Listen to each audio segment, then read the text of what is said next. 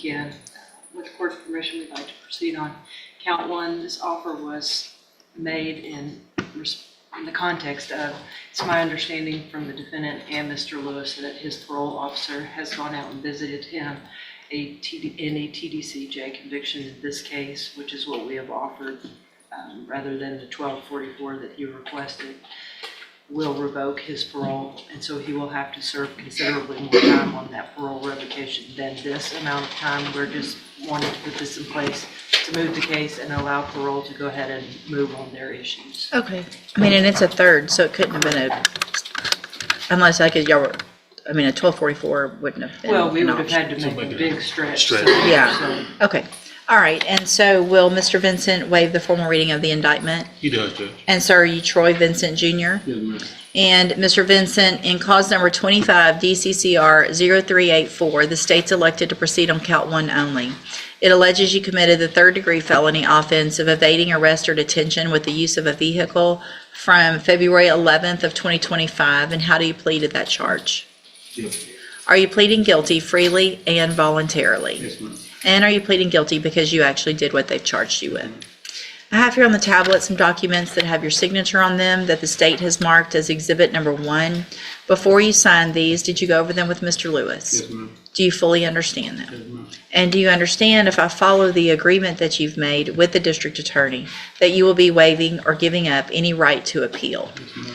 Do you also understand, if you're not a U.S. citizen, that a plea of guilty or no contest may result in your deportation, exclusion from admission to the country, or denial of naturalization under federal law? State tenders number 1. No objection, Judge. It's admitted. Is there any evidence that Mr. Vincent is not competent? No. All right, sir, I'm going to find that you entered your plea of guilty freely and voluntarily. Find that you're mentally competent and understand the nature and the consequences of that plea. Find sufficient evidence to find you guilty, and at this time find you guilty in count 1 of evading arrest or detention with the use of a vehicle. Sentence you in accordance with your agreement to a term of 2 years in the institutional division of the Texas Department of Corrections. You will receive credit on that sentence for any time that you've been in custody that the law gives you the right to receive. I'm going to hand you the trial court certification that shows this was an agreement that I followed, so you waived your right to appeal. I'm also handing you a written admonishment regarding your ineligibility to possess a firearm or ammunition. Because of the judgment entered against you, you're ineligible under Texas law to possess a firearm or ammunition. Possession of a firearm or ammunition could lead to charges against you. Firearm is a legal term, and you should read that written admonishment I provided you to see what devices qualify as a firearm.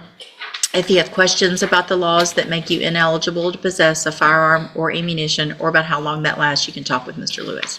Good luck to you, sir. You can go back with the bailiff. Thank you, Judge. Thank you.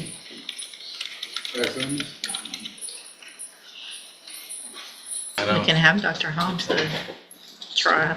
All right, are you D'Antonio Riggs? And Mr. Riggs is charged with aggravated robbery in cause number 25 DCCR 0975. We had Mr. Riggs evaluated for competency to stand trial. I'm going to take judicial notice of the court's file. It includes the report from Dr. Grapan, which is dated October of 2025. And I'm not sure if I haven't already made this finding. I feel like I would have had a court date since then. But it is and does have the finding in it that Mr. Riggs is competent to stand trial. Is there any other evidence with regard to competency? Judge, just that I still have some concerns in regard. We're no longer talking about guilt or innocence. We're talking about competency, which can completely pause a case if the defendant can't fully understand what's happening or communicate properly. The trial can't move forward, period. And notice the defense attorney pushing back here. To that matter, especially after speaking with his family on multiple occasions about their interactions with him. When I talked with him, it definitely gives me concerns about moving forward with how we proceed with this matter. I know he's been evaluated before. I would like for someone else to take a look, if that's possible. Okay. So if you're still having trouble communicating and understanding The only thing I can do is, at this point, have someone else take a look. A few months have passed since this was done. There is a history, it appears, with spinal tap as well as hospitalizations at Fannin and in Houston. So obviously there's some history. So I will reset the case. We'll do an order and request an additional evaluation to see if anything's changed since that last one, since it was October, and we'll get Dr. Hamza to take a look at them and see where we are at that point. Like that. One case is put on hold not because of evidence, but because of uncertainty. Moments later, a completely different case steps in, new charges, new strategy, new risks. That's the reality of the courtroom. Some cases end in minutes. Others get delayed for months. Which situation would you rather be in? A fast decision or a delayed one with more questions than answers? All right, you can go back with the bailiff. Thank you, Your Honor. Thank you. Good morning. Are you Joshua Smith?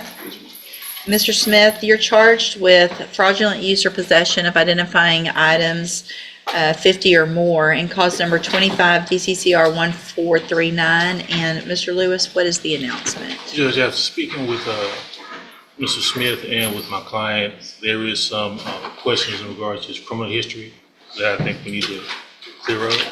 Okay. So I know exactly where we stand on his criminal history moving forward. I think that could affect what the offer, what we possibly on the counter could be looking at. All right, so I'll just do one normal reset to give you some time to get all that taken care of. Mr. Smith, I'm sure Mr. Lewis will be out there to explain all of that to you. We'll get an announcement at the next court date. You can go back with the bailiff. Troy Vincent.